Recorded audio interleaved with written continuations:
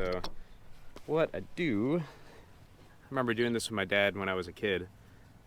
You can take your trusty lighter that you have and burn the ends until they smoke. Just remember, they're going to be hot after you do that, and if that molten nylon, that plastic, gets on your skin, boy oh boy does that hurt, because it sticks to you while it's burning you, which is great.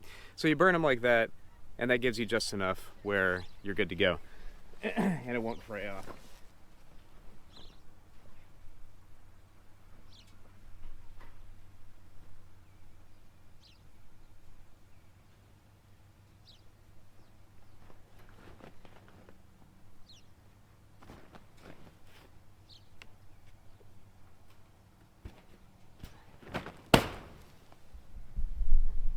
All right, right as